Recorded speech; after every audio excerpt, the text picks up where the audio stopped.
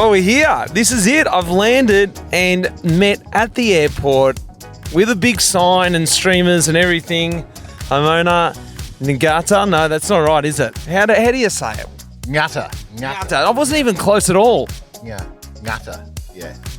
Good to be here. Thank you. All right, H, we've got the map out. Visually, well, I'm going to put the map in the show notes so people can follow this themselves. But we're here in Gizzy just before we take off. Run us through where we're going, what we're going to see. Yeah, man. So we're starting right here in Turanga Airport, so Gisborne Airport. From here, we're going to bump out and head up towards Rere, which is like a kind of rural area. We'll stop at the New Zealand National Arboretum, which is like, basically it's like a vault of seeds from around the world. So it's the biggest vault like that in Australasia. You'll see it's amazing. From there, we're going to bump up to Matawai. So there's some gravel riding, on-road riding up there. Matawai, we're going to go to Motu, and we're staying the night in Motu at Motu Community House, which is going to be awesome. And then tomorrow, we're going How many K is that? I think Stage one. Stage one, maybe 100, 110, depending, but we'll be meandering because there's so much nice scenery to see. So that'll be stage one. Stage two, Jim from Motu Trails, which is like the trails that we're going to be riding. He's going to be meeting us there and taking us through the Pakihi track, which is going to be beautiful and scenic and amazing. Is that sort of like what, walking track size or single track? What sort of style we're looking at? A bit of both. It's at grade 4, but it's not a grade 4, if you know what I mean. It's dangerous because there's drops. It's not so much dangerous because it's rooty and there's like actual mountain bike style drops. There's like as in like the left-hand side, don't go off the left type thing. Yeah, that's the one. So it's graded at grade 4 just for that sort of thing. But it's amazing. It's absolutely beautiful up there. And then we're into a Pakihi, the Dunes Trails, which is like a recently done trail. I think it's like a grade 1, super flat, but super nice. A lot of conservation work done around there. So we'll be having a bit of a talk to the iwi there as well around the conservation efforts. And then we're on the other side then. We're on to the Bay of Plenty. I heard about that, actually, the naming of that last night from Carla there, the Bay of Plenty, because this was, from what I understand, the land, there was great resources here, plenty. There was plenty of food, livestock for hunting, things like that. Yeah, that's the one. So actually, we're here in Gisborne. Gisborne is the first place in New Zealand where Captain Cook actually came ashore. So New Zealand, in its infancy, was founded here. And yeah, Bay of Plenty, I'm pretty sure Cook named it around that. Lots of fishing, lots of hunting and all that kind of stuff. From Pakihi, we'll bump up to Te Kaha. So we're on the road for this section up to Te Kaha, staying at like a big, massive resort there. All on the coast, isn't it? Beautiful coast. So we've gone inland to get across to the other coast there, and then now we're cruising up the coast road. Yep, that's right. We're talking like trees coming down to the ground. We might even see some whales and stuff like that. Really? Maybe, possibly. Some seals, all that kind of stuff out there. And then we head from Te Kaha up to Waiho Bay. So the lady who you talked to, I think her cousin is the film director Taika Waititi, right? That's right. Yeah, she did mention that. Yeah, so Waiho Bay, he's got a really famous movie called Boy. It was actually shot in and around there and based around like a lot of storytelling around Waiho Bay. Oh yeah, it's got right there on the map, location of the movie Boy. So we'll stop in there, maybe get an ice cream. At the general store. That's the one, brother, at the general store. And from there, we're going to bump over to Te Araroa. Now we're entering kind of the east coast where, we're into the land where the sun shines first in the whole wide world. So it's going to be pretty exciting to hit over there.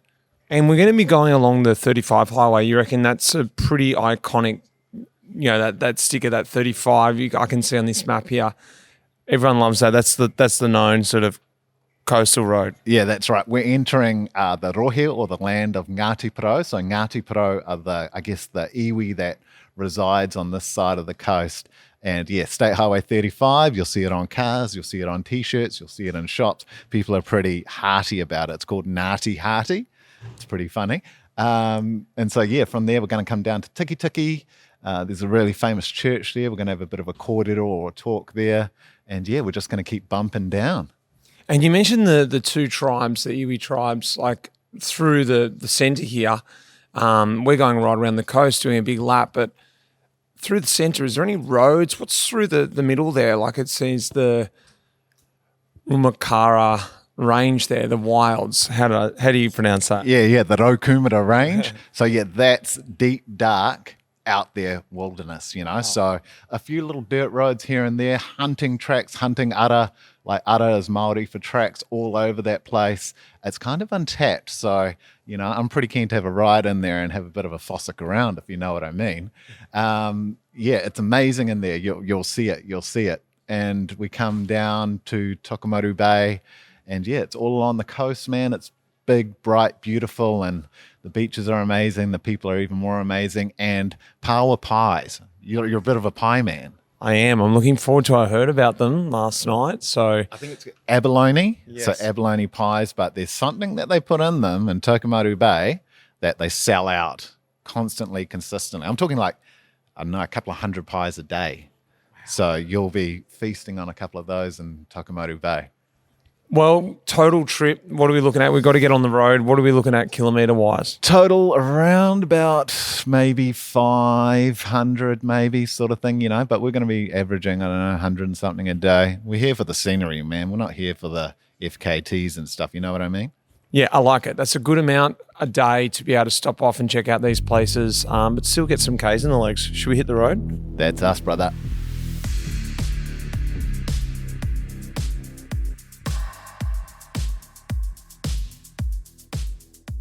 All right, H. Well, we've rolled out. Head out from the airport this morning and, I'll let you tell us about the way we've come, but there's been a bit of gravel, a bit of tracks, saw some sheep, of course. We're in New Zealand. We hit the first climb. I thought it'd be a good time to check in. Yeah, well, here we are. We rolled out of Gisborne Airport down towards the Waipawa River, which is one of our major rivers here in Gizzy. And, there's a good little 10K flat cycle trail along there that connects up to the Motu trail, which we're going to be riding and stuff. And yeah, we zipped along there, and now we're out the back of Patutahi and climbing towards Eastwood Hill Arboretum. It's bloody nice out here. Like, it's just rolling hills wherever you look. It feels weird that we haven't hit one yet, but certainly hitting one now. Over the top of the hill, where we're going to roll into next, it's getting a bit more rural, isn't it? Yeah, we're starting to get into kind of the middle of nowhere buzz, which is what people are after these days, I think, kind of get as remote as possible. And yeah, we're going to be stopping in at Eastwood Hill. It's it's an arboretum, trees of all kind from around the world, really, and they've got the biggest vault of seeds in the southern hemisphere, which is kind of cool.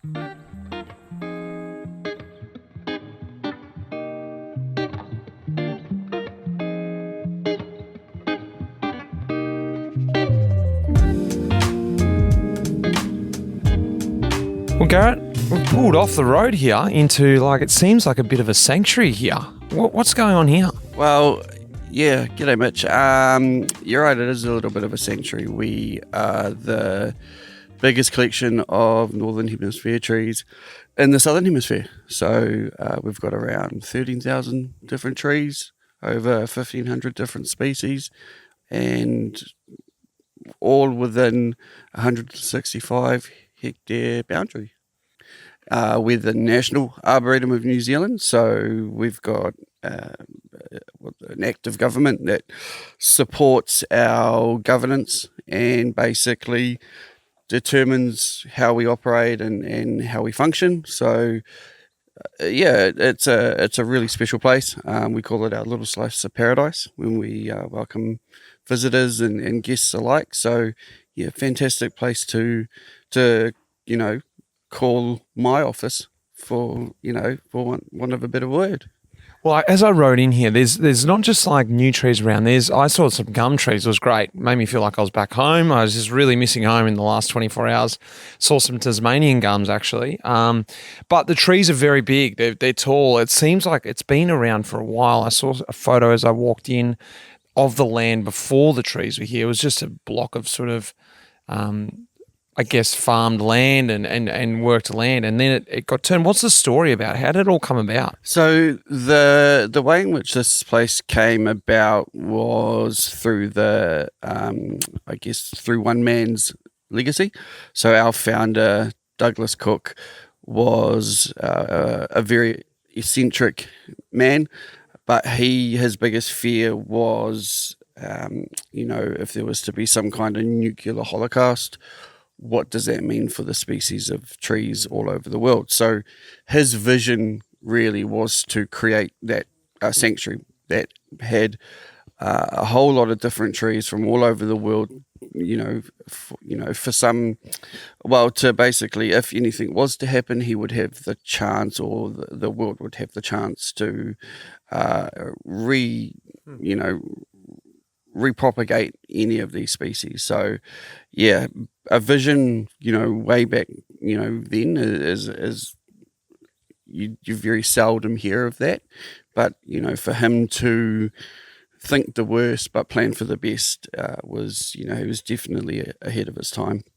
It's awesome. And the vision then, and, to think not only for himself as a really unselfish sort of thought, but yet, in a way, looking after himself, because he got to live in this area and hang around this area. You can already feel it. We spoke about on the way up here. The boys were saying, you're going to notice the air quality in here.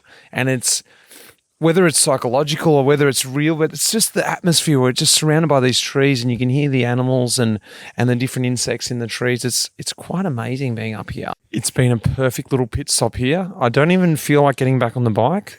I'm only halfway through my day. Yeah. So thanks very much, Gareth. No worries. Thank you, mate. Appreciate you guys making the trek here, and hopefully we can get more people on their bikes out to Eastwood Hill to enjoy everything that we have to offer.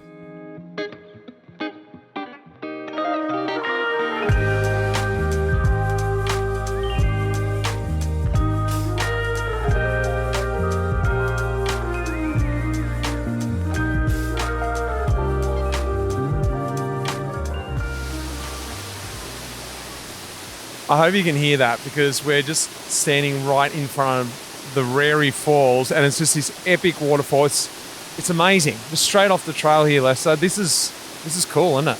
Yeah, Mitch, this is, what a spot, hey? I mean, what's that, like probably 12, 14 metres tall, clean water. I'm just a bit disappointed that you didn't bring your swimmers with you, mate. I would really like to get in there. It's a bit overcast today, but it's still warm, and we just came out of the forest back there before. And now we're here with the white noise as well. I laid down on the grass. It's just set up. We're getting more and more relaxed and chilled, aren't we? Yeah, that's right. Yeah, I think the arboretum kind of set the tone for the afternoon, and then this just slides us into sleepy man mode. But we've still got a few Ks to go for the evening, so we better not get too relaxed.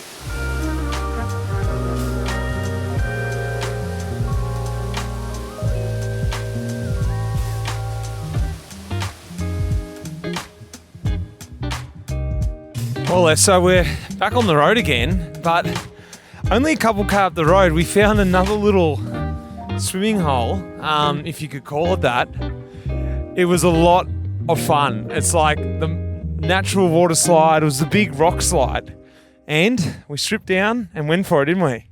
Yeah, I might be regretting the wet chamois in about 5 minutes, but what an experience. That was super cool, yeah.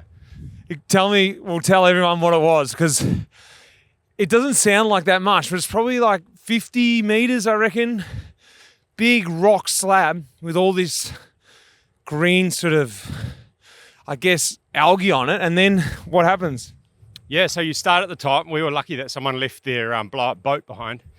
So we jump in that and then slide down, and you, like we were saying earlier, you've got no control over anything. So you just got to let it be and surrender. It is what it is. You didn't want to do it, but now, what are you thinking? Worth it? Oh, yeah, no, I'm stoked I did it. I mean, yeah, I wasn't so sure, but hey, we conquer our fears, don't we? I was saying, I loved it because it was like the right amount of scary, the right amount of fun. You're just like, oh, here we go. And yeah, it was cool. Big pool at the bottom, so you could splash into that, and yeah, lots of fun. Back on the road.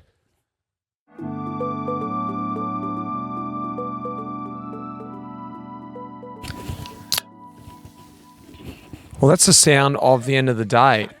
Isn't it, guys? Day one done. We've made it to Motu. Motu, yeah, we're here. We made it in one piece. What a day. Great little jaunt through the beautiful countryside of Aotearoa. Some of that gravel was pretty bloody good out there.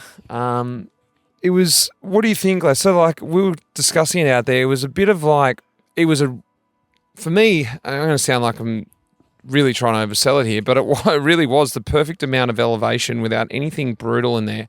Nice rolly climbs, nice descents. That was my opinion. Am I horribly wrong or correct? No, 100% agree. I was saying to you guys multiple times, actually, the climbs are nice and mellow. Like, there's a lot of gravel around the country in New Zealand where the climbs are like steep and you got to grovel at some point, but we were just kind of cruising. It was good. And I mean, there were climbs. We did 125k and just over 1,300 meters. So it's not nothing, but it was good climbing, nice gravel, good kind of variety of terrain in that. And yeah, what a day on the bike. You both know this town, Motu, well. I've since found out, since arriving here, it's such a cute little town. It's a shame. They used to have a fantastic hotel here back in the early 19th century, well, in the early 19s. Great hotel. I'm looking apparently where it used to be, across in this paddock over here, apparently a great little bar. Fortunately got pulled down.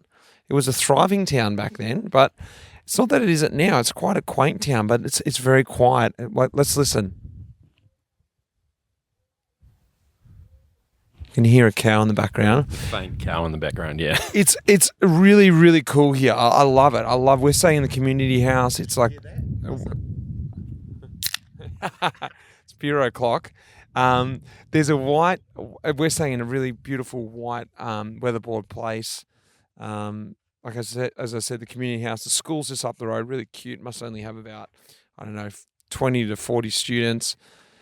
But your experience here, Lessa, there's been an event here. Yeah, so this is halfway through the Motu Challenge, which used to be, for 30 odd years, was an iconic multi-sport event.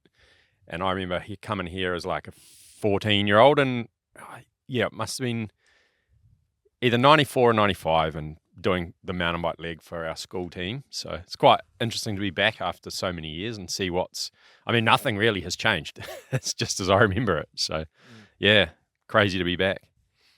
And Motu, and also the ride today. What do you think? Like, to be here, is it what you imagine when you're putting this route together? And I guess pulling up here today was one of the bigger legs, 125k in the legs. A few stops on the way, so we weren't sort of hightailing it. But towards the end, I could definitely feel the legs. It was enough, and it was a perfect sort of stop. The gravel on our way down, kind of into Matawai, you're kind of floating. So people are like, what's the gravel like there? It feels like you're floating on the gravel. So you're like kind of switchbacks and little hairpins and stuff. It's amazing. We were flying. So, it's fantastic. Good night's sleep tonight. We've got a local dropping the dinner down. How cool is that? A roast. And then it's early to bed, I guess. Maybe. Well, like when in Rome, we're in the middle of nowhere. Like, look. Surrounded by this beautiful ngahere, this beautiful bush and stuff, we got to sit outside here on this picnic table, take it all in. We got Jim Robinson joining us from Motu Trails Trust. He's going to be having a bit of a yak to you. We got a fridge full of beverages, and I think we'll just have a good snooze tonight. Perfect. On that note, time for me to wet the whistle and maybe have a shower. Well, top of the first climb, I was told it was 5k. I've got 7.5 on my watch. That's 2.5k longer, and we're at a little shelter here, Jim. What's happening here? It says shuttles, and is there trails here? What's the go? So this is one of the two. From here, it's basically all downhill to the Pakihi track. Not all, but almost all downhill. So a lot of people, when they're doing vehicle drop-offs or when there's a shuttle, they'll actually drop riders off here.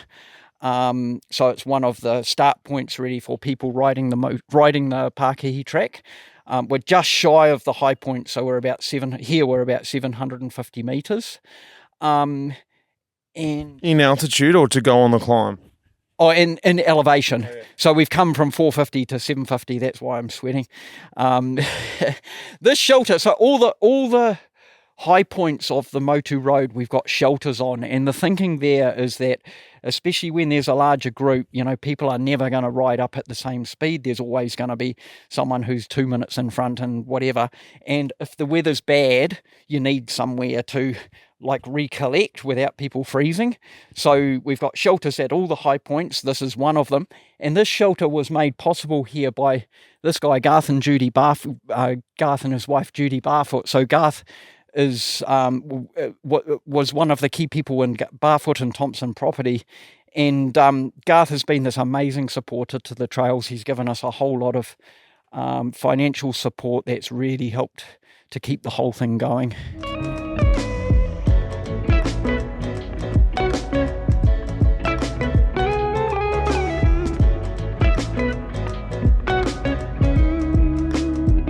All right, Jim, what do we got here?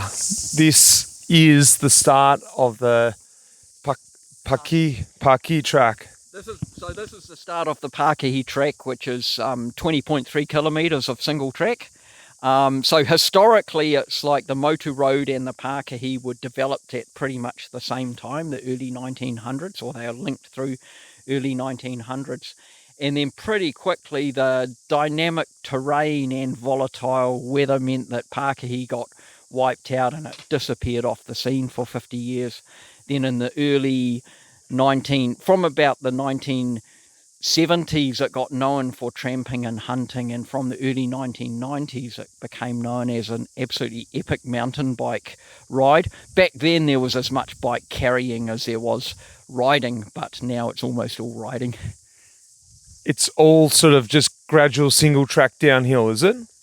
Yeah, it is. So because it was surveyed as a road initially, and for vehicles and horses back then, it's a very even gradient going down. The first half of it, we drop by over 400 meters of elevation, and then we get down to the river and we kind of wiggle along the riverside. So it's a really well-formed track. The main consideration, it has full exposure. So because of the steep terrain, you've got plenty of places where it sidles around places with a significant drop. What's the upkeep of this on your side of things? What do you have to do to keep this trail sort of rideable? It's a challenge. So we have it. So this is PCL, Public Conservation Land, but so we're Motu Trails Charitable Trust, and we have an agreement with DOC, and so we do the track maintenance. And there's 3 or 4 of us up here pretty much once a week, or after a storm, more than that. It's very dynamic terrain, so we're up here with hand tools working, clearing stuff, and it's all about doing a little bit often. So because material's moving the whole time, it's about just clearing the track often, not letting it get on top of you. All right, well, let's get into it. I'm very excited. I'm going to take a photo of the entry of this. It looks very cool.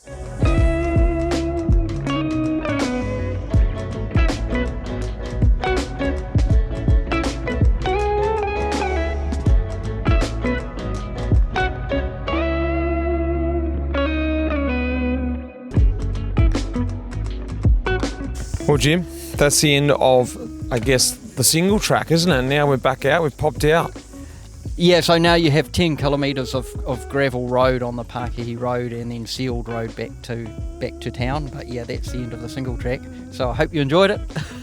It was phenomenal. It was so well kept. It was interesting the whole time, that slight gradient the whole way down. So you felt better than probably you were feeling. Well done. Was really impressed. Thanks for taking us out there. Awesome. Thank you for coming in and experiencing it.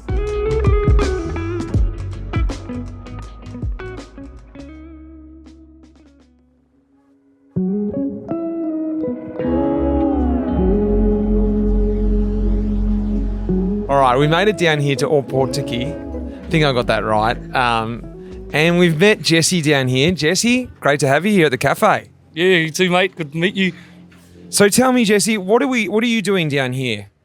Oh, so my role with Te Tawhara o Te Whakatoia is the biodiversity lead. So I work in the space of just anything to do with the environment, we just got our fingers in it and we're just trying to make a change. So it's got to do with sort of, I guess, Maori tribes or I guess the iwi, is it? Yeah, so I'm the lead for the iwi space. And so how it works is Whakatoa has 6 hapu. They're sort of a collective to come together as a iwi. And then obviously roles like mine are created from that. I've just said the word iwi, but I don't really even know what that even means. What does it mean? Yeah, it's just the people that sort of whakapapa that belong to that certain area. Exactly. What are you guys up to? Yeah, so at the moment, like for us, quite a new space. We've been going for about 3 years. For us, it's just reconnecting the people back to the learnings of the tile, the learnings of the environment, but also at the same time protecting spaces of the environment. There's any chance of me just seeing a wild kiwi while I'm here? Oh, pretty unlikely. Jim's probably the wildest. All right, well, let's have a coffee. I'm looking forward to getting down onto the dune trail. Thanks a lot.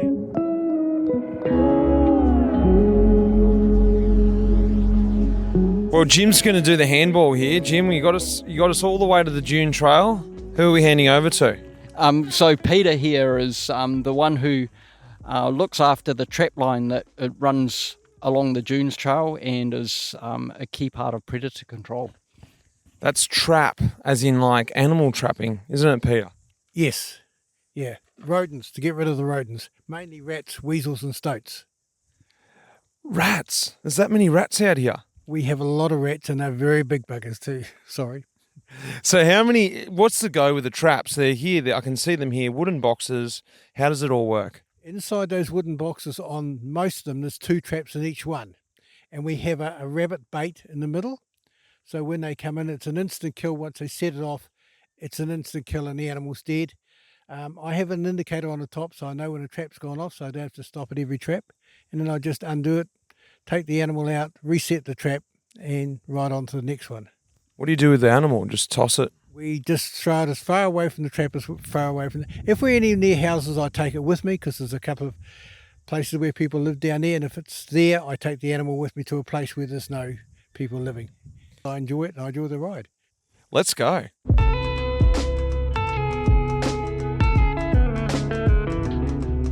We've swung off the road after doing our little time trial to the death. And Hermione, you actually called it. I think it was a good time to call it. And we swung off. Let's go down the beach, you said. Is so, what's the right word? Just majestic down here. It's just like, I don't know, I'm sort of transported to another place. Te noa tāhua. In te ao Māori, that means very beautiful. So yeah, we're out there, we're remote, we're kind of untouched, we're in the unkept kind of part of the east coast of Tairāwhiti of Aotearoa. We're sitting down here on the beach. There's us and I can see, looks like a little family just sort of wandering around, or 3 kids. They're in the distance, 500 metres up the road, up the beach. This beach is kilometres long. There's no one here.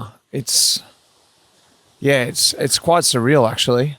What do you think the people down here, do they come down the beach as part of their life? What is it? No, like that. So there's a lot of Māori. Māori, of course, the indigenous population of Aotearoa. There's a lot of Māori in and around this coast. And for Māori, the beach is seen as somewhere to go get kai, go get food.